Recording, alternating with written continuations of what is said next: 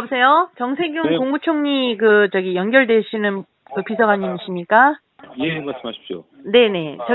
저는 제주도에 있는 이향이라고 하는데요. 예, 안녕하십니까. 네, 안녕하세요. 다름이 아니라 예. 제가 지금 그 뉴스를 보고 너무 놀래가지고 예. 지금 행정 긴급 명령이라는 것 자체가 용어 자체가 위헌적인 거 혹시 알고 계시나요? 예, 말씀하십시오. 예. 네네. 집회라고 하면은 5개 집회에서 금지 사유가 되지, 이렇게 종교 집회에 대해서는 헌법 37조에 의하면 거기 종교에 대한 집회에 대한 예배 금지를 할 수가 없게 되어 있습니다. 그럼에도 불구하고 이런 위헌적인 용어를 함부로 쓸 수 있다는 거는 제가 보기에는 헌법에 대해서 아예 기초 상식이 없으시거나 아니면 헌법에 대해서 지금 이해를 잘 못하고 계셔서 실수하신 것 같아서 전화를 드렸어요. 그리고 지금 제가 굉장히 우려하고 있는 점은 사랑의 교회 하나를 지목해서 어제 모든 공무원들을 출동시키시고 또 경찰도 투입하셨잖아요. 만일의 사태에 대비한다 하는 부분들은 그 사태를 만들어내기 위한 저는 하나의 그런 쇼라고 봅니다. 왜냐하면 모든 사람이 그런 상황에 있게 되면은 흥분을 하게 돼요. 왜냐하면 나는 여기 그런 폭력적인 그런 말이나 행동이나 할 뜻이 없이 왔어도 경찰이 그렇게 바리케이트를 치고 자기를 향해 있고, 그리고 모든 기자가 그거에 대해 취재를 하러 온다고 생각을 하면 화가 안 나는 사람이 있을까요? 저는요, 지금 정세균 국무총리가 이 국론을 분열시키고 지금 문재인 정부에 대해서 굉장히 반감을 가지는데 일조를 하고 있다고 생각합니다. 왜냐하면 지금 보시면요, 지금 긴급 행정명령이라고 해서 맨 처음에 모든 지금 언론이 교회가 맨 처음에 앞장서 있습니다. 교회가. 교회를 일부 종교 예배 강행 이렇게 하잖아요. 그런데 사실 한번 입장을 바꿔서 생각을 해보세요. 교회에다가만 지금 강행이라고 말을 쓰시는데, 그러면 직장 출근 강행, 지하철 운행 강행, 그 다음에 음식점 영업 강행, 그 다음에 나이트클럽 운영 강행 이런 표현 안 쓰시잖아요. 콜센터 운영 강행 이런 말 안 쓰시잖아요. 요양병원 운영 강행 이런 말 안 쓰시잖아요. 그런데 특정 교회를 딱 지목을 해가지고, 신천지는 교회에서 봤을 때는 그거는 기독교라고 치지를 않습니다. 그렇지만 신천지랑 지금 교회를 같이 하나로 묶어가지고요, 이렇게 하는 것은 저희들에 대한 굉장히 명예를 훼손하는 것이고, 그리고 지금 저희 어떤 국민의 국익을 위한다고 하셨는데 저희들 기본권 권리에 대한 침해가 더 크다고 저는 생각합니다. 이게 지금 우리가 종교의 자유라는 기본권이라는 게 헌법에 37 명확히 기재되어 있음에도 불구하고 이것을 긴급 명령이라고 하면은 이게 강제성을 띠게 되지 않겠습니까? 그리고 강제성을 띠게 되고 어쨌든 지금 법적인 조치를 취하고 구상권을 청구하겠다 그렇게 얘기를 하셨는데, 그러면은 처음부터 막지 못했던 것에는 모든 원인을 지금 다 이쪽에다 뒤집어 씌우는 거라고밖에 생각이 안 돼요. 그렇기 때문에 저는 정부가 만약에 국론을 이렇게 분열시키고, 그리고 지금 모든 정부의 책임에 대해서 혼자 지금 자화자찬하고 있다고 저는 그거에 대해서는 절대 저는 동의할 수가 없습니다. 처음 초기서부터 못 맞고 많은 복인자들이 퍼져 있는 거 사실이고요. 그리고 지금 서울시 같은 경우에 보시면요, 지금 한 달 새에 2000% 이상이 늘어났어요. 맨 처음에 15명인가 300명 늘어난 거 아시죠? 대구에 묻혀가지고 여기에 대해서는 퍼센테이지가 나오지도 않고 있습니다. 그리고 서울에서 종교인에 대한 발생 비율이 5.7%밖에 안 돼요. 사실 15명인가 밖에 안 나왔습니다. 확진자가. 그죠? 그렇게 되면은 사실적으로 봤을 때 엄연히 이것은 공정하고 중립적으로 보도를 해야 되고, 그리고 집행을 할 때는 미국처럼 만약에 전체 자가격리 아니면 프랑스처럼 전체 2주간 영업 정지라고 했었어야죠.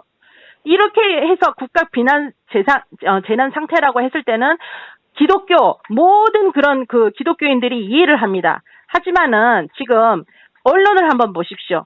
뉴스 자막부터 모든 영상 화면 캡처 처리에 어느 교회가 나옵니까? 사랑의 교회가 나오지요. 그리고 신천지가 나옵니다. 그러면 이 두 개가 지금 기독교를 대표하는 데입니까? 아닙니다. 기독교를 대표하는 것이 아님에도 불구하고 영상을 쓰고 거기에 대해서 모든 기독교인들을 이렇게 지금 다 깔아 뭉기는 것은 엄연히 저희들의 기본권을 침해하는 것입니다. 저는 여기에 대해서 굉장히 지금 분노를 하고 있고요. 여기에 대해서 정세균 총리가 오늘 지금 법적인 대응을 하겠다고 하시는데 법적인 대응이 어느 근거에서 할 수 있는 건지 먼저 그걸 먼저 본인이 한번 체크를 해보셔야 된다고 생각합니다. 만약에 여기에 대해서 법적인 대응을 했을 경우에 저희 1200만 기독교인들이 가만히 있지 않을 것입니다. 왜 가만히 있지 않을 것이냐, 그거에 대해서는 제가 말씀을 드리겠습니다. 종교의 그런 어떤 기본권 침해를 감수해서라도 지금 코로나 바이러스를 잡고자 한다면 유흥업소도 먼저 단속을 하셨어야 돼요. 저희 그 시청에서 지금 밥 먹고 찍은 사진 올린 거 저희 봤습니다. 그 사람들 2m 간격 유지합니까? 마스크 하나 안 쓰고 소상공인 위안답시고 앉아가지고 축배를 들고 앉아있는데 저희 그 사진 보고 깜짝 놀랐습니다. 우리 보고는 2m 떨어져 앉아서 예배를 드려라 해놓고는 자기네들은 그렇게 마스크를 다 벗고 앉아가지고 그렇게 다닥다닥 붙어 앉아가지고 밥을 먹고 있는 모습을 어떻게 언론에다 내보이고 누구를 지금 조심하라고 지금 훈계를 할 수가 있습니까? 법적인 누구를 행정명령을 할 수가 있습니까? 이것은요, 모든 기독교인에 대한 정면 도전입니다, 지금. 도전일 뿐만 아니라, 우리 기독교인을 굉장히 지금 모욕을 주고 있는 것입니다. 모욕을 주고 있고, 지금 보세요. 많은 호텔과 많은 숙박업들, 지금 장사가 안 되니까 파티라도 벌려가지고, 게스트하우스 같은 경우는 다닥다닥 모여 앉아서 파티를 합니다. 50명이 전국에서 모여서, 제주도 같은 경우에는 모여서 파티를 합니다. 누구 하나 거기 와서 공문을 내려서 단속하는 사람도 없습니다. 이런 행정적인 모든 사각지대에 있고 그 사람들도 먼저 단속해야 되는데 거기에 대해서는 뉴스 한 글자 안 나옵니다. 왜? 폭동이 일어날까 봐요. 그렇죠? 솔직하게 얘기해 보십시오. 폭동이 일어나지 않겠습니까? 그러면 이게 공정성의 문제에 있었을 때 모든 사람이 내가 지금 불공정한 대우를 받고 있지 않다라고 생각하면 다 응하게 됩니다. 그렇지만 어느 한 교회, 사랑의 교회만 가가지고 기자가 들어가고 공권력이 투입이 되고 행정관들이 다 거기 가서 있게 되면은 반발이 일어나게 되는 거예요. 어저께 같은 경우에는 짜여진 시나리오입니다. 일종의. 지금 사랑의 교회가 문재인 정부를 공격하고 있죠. 문재인 정부에 대해서 모두 반대 운동을 하고 있는 걸 알고 있습니다. 그러면은 거기에 반대 운동을 하고 있기 때문에 거기를 특별히 집어가지고 거기만 조사를 한 거 아닙니까? 그리고 나머지 교회, 우리 제주도까지 지금 다 면사무소, 읍사무소에서 나와서 조사를 하더라고요. 몇 명이 앉아서 밥을 먹냐? 너희 밥 먹고 있냐, 안 먹냐? 너희 2m 앉아있냐, 앉아있냐? 그런데 목욕탕 한번 가보셨습니까? 목욕탕에 그 무방비 상태에 사람들 사우나에 모여 앉아서 얘기하고 있는 거 한번 보셨습니까? 거기에 대해서는 아무 단속도 안 하면서 왜 교회만 가지고 그러십니까? 일주일에 한 번 모이는 거 가지고요. 저는 지금 정세균 총리가 이 나라의 이 모든 행정적인 수반을 맡아서 지금 하고 있는 그 대표자로서 굉장히 지금 부적절하다고 생각합니다. 이거는 중립성을 어길 뿐만 아니라 헌법에 대해서 굉장히 위헌적인 일을 하고 계세요. 그리고 보좌관님이십니까 혹시? 예, 말씀하십시오. 예, 보좌관님이시면 여기에 대해서 반드시 전달해 주셔야 됩니다. 이거 지금요, 굉장히 지금 분노를 하고 있습니다. 모든 기독교인들이 분노를 하고 있고, 지금 이렇게 강압적인 자세로 계속 나오신다고 하면요, 저희는 종교 탄압으로밖에 볼 수 없습니다. 지금 중국에서 어떻게 하고 있습니까? 교회를, 불을 태우고, 그 다음에 포크레인을 가져서 문들어버리고, 십자가를 불태우고 하고 있지 않습니까? 문재인 정부가 지금 중국에 대해서 굉장히 친중적인 노선을 걷고 있는데 저는 같은 맥락이라고 봅니다. 이렇게 되면 우리는 다 그렇게밖에 해석을 할 수가 없는 거예요. 아, 이제 앞으로 이렇게 가겠구나. 그러면은 기독교인들은 기독교인들은 예수 그리스도로 해서 목숨을 버릴 수 있는 순교의 각오가 되어 있습니다. 그렇게 되면은 앞으로 기대하셔야 될 건 뭘 기대하셔야냐? 순교의 각오로 지금 정세균 총리에 대해서 대항하고 맞설 것입니다. 이렇게 종교를 탄압하게 될 경우에는요.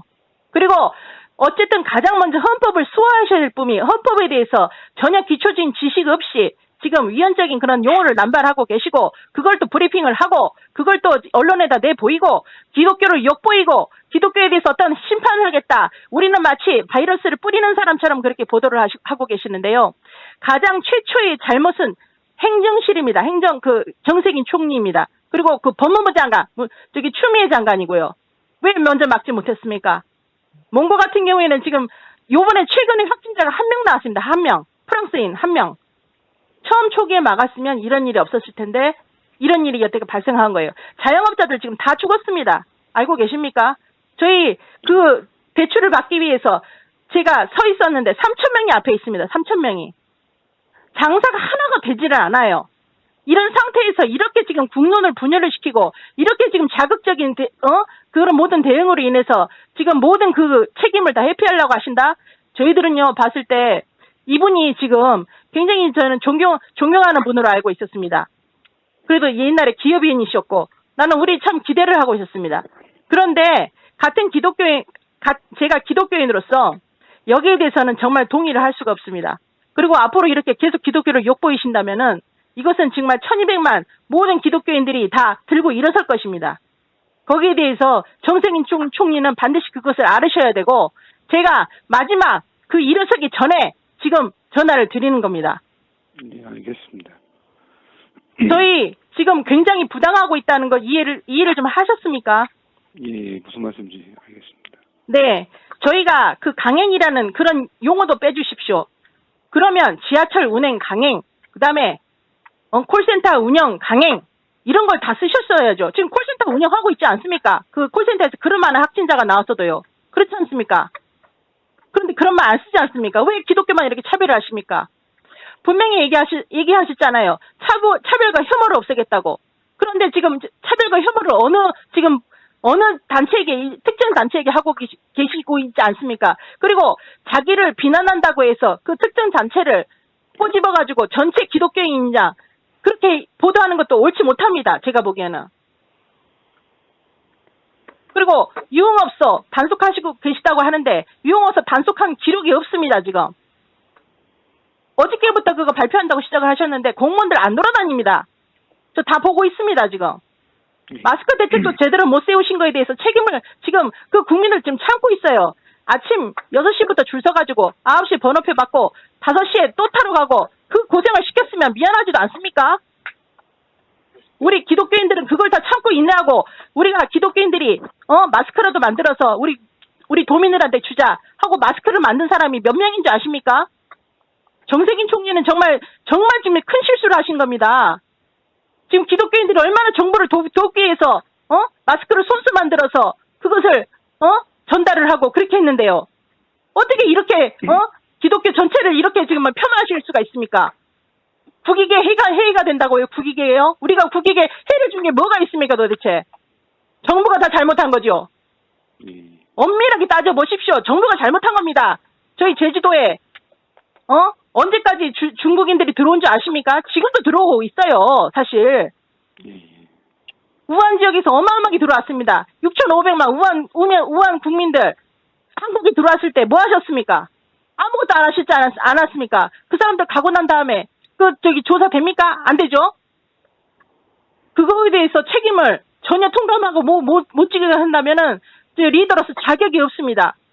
특정 단체에 뒤집어 씌운다는 건 비겁한 행동입니다. 이거 당장 취하해 주시고요. 이거 사랑의 교회에 대해서 이거 언론 보도 정정해 주시고 이 사람들의 이 마음이 지금 그 교회 같은 경우는 참 이해가 됩니다. 자기 그 담임 목사님이 잡혀가 있는데 정부에 대해서 좋을 사람이 어디가 있겠습니까? 여기 안 나오겠습니까? 저희 아버지 어머니가 잡혀갔다고 생각해 보십시오. 그 사람들한테는 그 아버지입니다. 아버지.